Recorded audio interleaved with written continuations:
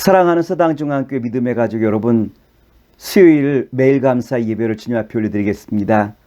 오늘의 성경 말씀은 야고보서 5장 7절로 13절의 말씀을 가지고 성도의 인내라 라고 하는 말씀의 제목으로 말씀을 함께 나누고자 합니다.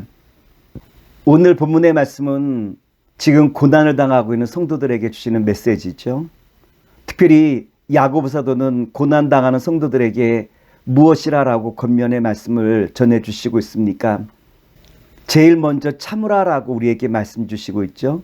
야고보서 5장 7절의 말씀입니다. 그러므로 형제들아, 주께서 강림하시기까지 길이 참으라. 보라, 농부가 땅에서 나는 귀한 열매를 바라고 길이 참아 이른 비와 늦은 비를 기다리나니. 참으라라고 하신 말씀은 인내하며 기다리라라고 한 말씀이에요. 우리가 살아가면서 인내하며 기다린다는 것이 얼마나 어렵습니까? 특별히 나에게 어려움을 주는 사람이 내 눈앞에 있다면 우리는 참고 인내하기보다는 어떻게 하든지 안갚음을 하고 싶은 마음이 사람의 본성의 마음 아니겠습니까? 이와 같은 상황 속에서 야고보 사도는 우리에게 뭐라고 말씀하시고 있냐면 참으라라고 말씀하셨어요. 여기서 우리가 참는다라고 한 것은 결국 하나님께 모든 것을 맡긴다라고 한 이야기죠. 주님께서 이 모든 것을 행하실 것을 믿고 주님 앞에 맡길 때 우리는 인내하며 기다릴 수 있는 자리에 설 수 있는 것 아니겠습니까? 농부가 농사를 지을 때 어려움 속에서도 주님께서 우리에게 주실 그 놀라운 결실들을 바라보고 기다리기에 봄, 여름, 가을에 걸쳐 정말 여러 가지 어려움이 있지만 그 모든 것을 참고 열매를 바라는 마음으로 이겨나가듯이 오늘 주님께서는 우리에게 뭐라고 말씀하시고 있냐면 하나님의 그 나라와 그 영광과 그 열매를 바라보는 자마다 인내하며 기다린다라고 우리에게 말씀을 주시고 있는 것이 오늘 본문의 말씀의 내용이에요. 둘째로 우리는 마음을 굳건히 해야 돼요. 야고보서 5장 8절에 보면 다음과도 같은 말씀이 있어요. 너희도 길이 참고 마음을 굳건하게 하라. 주의 강림이 가까우니라. 굳게 하다라고 한 것은 세운다, 고정한다, 강하게 한다라고 하는 의미가 담겨져 있죠. 이것은 우리의 삶 속에서 어려움이 당할 때 우리의 삶의 태도를 어떻게 가져가야 되는지를 잘 설명해 주시고 있어요. 마치 고가도로에 그 큰 도로를 떠받치고 있듯이 오늘 우리의 삶에 마음을 어떻게 하느냐로 말하면 떠받치라라고 한 거죠. 흔들림 없이 고정하여 우리의 마음을 꼭 붙잡으라라고 한 말씀이에요. 주님을 믿음으로, 주님을 신뢰함으로 여러 가지 어려움 속에서도 주님을 신뢰하는 그 마음으로 꼭 붙잡고 나아가라라고 하는 바로 이 말씀 아니겠습니까? 그런데 중요한 것은 주님께서 이 땅에 강림하실 때 그동안 나를 힘들게 하고 어렵게 했던 그 모든 것들은 더 이상 아무것도 아니라라고 하는 말씀 아니겠습니까? 우리가 집을 지을 때 세멘트를 한번 생각해 볼게요. 세멘트는 가루라 아무런 힘도 없잖아요. 그냥 후 벌어버리면 세멘트가 가루가 되어서 흩날리게 되어지죠. 그런데 이 세멘에 물을 넣고 개기만 하면 그 흩날리던 그 세멘트 가루가 어느 순간에 굳어지고 단단하게 져죠. 그 어떤 것도 무너뜨릴 수 없는 아주 굳센 힘이 이 세멘트라고 하는 그 능력 아니겠습니까?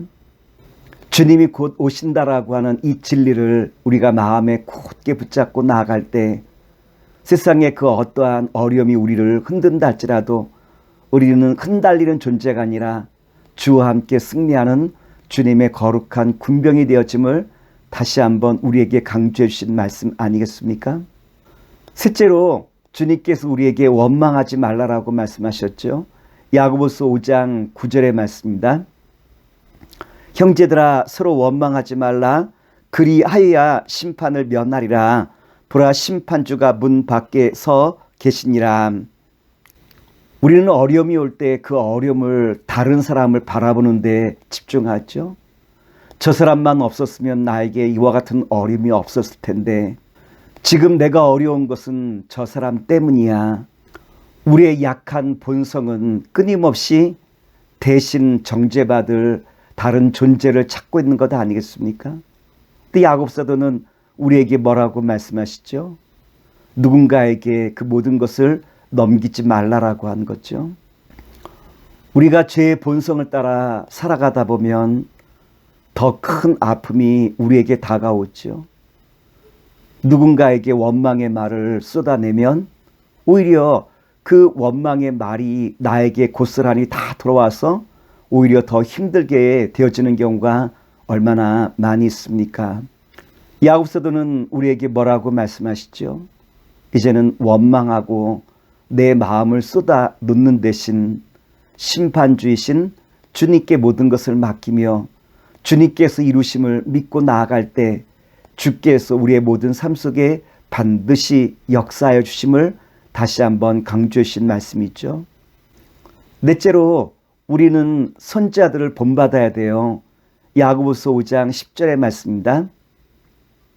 형제들아 주의 이름으로 말한 선지자들을 고난과 오래 참음의 본으로 삼으라. 성경에 보면 예언자들이 얼마나 많은 어려움을 겪습니까? 주님의 말씀을 전하기 위하여 여러 가지 어려움을 많이 경험하지만 그 어려움 속에서 이 선지자들은 그 모든 고난을 기도하며 주님께 맡기며 자신에게 주어진 그 모든 고난을 주님의 그 은혜로 맡기며 나아가는 선지자들의 모습을 우리에게 잘 보여주고 있지 않습니까?